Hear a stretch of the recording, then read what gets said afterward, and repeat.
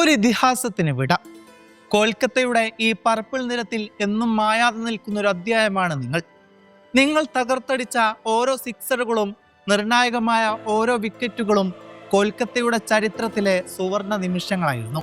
കൈകളിൽ കിരീടങ്ങളേന്തി സഹതാരങ്ങളുടെയും ആരാധകരുടെയും ഹൃദയത്തിൽ വിജയത്തിന്റെ ആവേശം നിറച്ച് ആന്ദ്രെ റസൽ എന്ന ഡ്രീറസ് യാത്ര പറയുമ്പോൾ ഈ ചരിത്രത്തിന് ഒരുപാട് പറയാനുണ്ട്. വിശാലമായ മൈതാനത്തിന്റെ നടുവിൽ പർപ്പിൾ ജേഴ്സിയിൽ തലയുയർത്തി നിൽക്കുന്ന ഒരേയൊരു റസൽ. അദ്ദേഹത്തിന്റെ ഇരുവശത്തും സഹതാരങ്ങൾ ആദരവോടെ കൈയടിക്കുന്നു. മധ്യത്തിൽ തിളങ്ങുന്ന 2 കിരീടങ്ങൾ. KKRന് അദ്ദേഹം നേടിക്കൊടുത്ത മഹത്തായ വിജയങ്ങളുടെ ഓർമ്മപ്പെടുത്തലാണിത്. മുകളിൽ അസ്തമയ സൂര്യന്റെ വർണ്ണപ്രതിഭ. നിങ്ങൾ ഒരു കളിക്കാരൻ മാത്രമായിരുന്നില്ല, KKRന്റെ ആത്മാവായിരുന്നു. നിങ്ങൾക്ക് പകരം വെക്കാൻ മറ്റൊരാളില്ല. ഓർമ്മകൾക്ക് നന്ദി. The champion.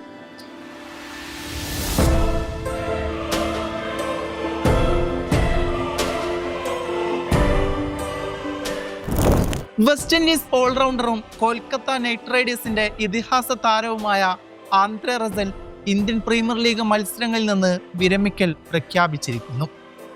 14 സീസൺ നീണ്ട IPL കരിയറിനാണ് റസൽ വിരാമം കുറിച്ചത്.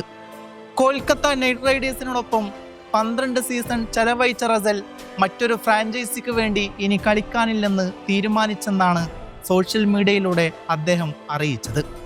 മറ്റു ടീമുകളുടെ ജേഴ്സിയിൽ തന്നെ കാണുന്നത് വിചിത്രമായി തോന്നിയെന്നും അത് തനിക്ക് ഉറക്കമില്ലാത്ത രാത്രികൾ നൽകിയെന്നും ആ ഓൾറൗണ്ടർ പറയുകയാണ്. അതേസമയം കൊൽക്കത്തയോടൊപ്പം അടുത്ത സീസണിൽ പുതിയ റോളിൽ താനെത്തുമെന്നും റസൽ വ്യക്തമാക്കി. വരാനിരിക്കുന്ന IPL 2026 സീസണിൽ കൊൽക്കത്തയുടെ പുതിയ പവർ കോച്ചായാണ് റസൽ നിയമിക്കപ്പെട്ടത്.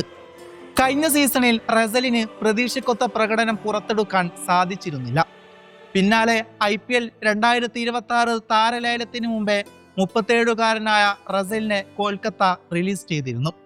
സൂപ്പർ താരത്തിനു വേണ്ടി നിരവധി ടീമുകൾ രംഗത്തെത്തുമെന്ന് പ്രതീക്ഷിച്ചിരിക്കവെയാണ് അപ്രതീക്ഷിത ആ പ്രഖ്യാപനം വരുന്നത്. 2012 ഡൽഹിയിലൂടെ IPL അരങ്ങേറിയ റസൽ 2014 മുതലാണ് കൊൽക്കത്ത നൈറ്റ് റൈഡേഴ്സിന്റെ ഭാഗമായത്. 140 മത്സരങ്ങൾ കളിച്ച റസൽ 174 സ്ട്രൈക്ക് റേറ്റിൽ 2651 റൺസാണ് അടിച്ചെടുത്തത്. കൂടെ 123 വിക്കറ്റുകളും. IPLിലെ എക്കാലത്തെയും മികച്ച താരങ്ങളിൽ ഒരാൾ തന്നെയാണ് റസൽ. Thank you.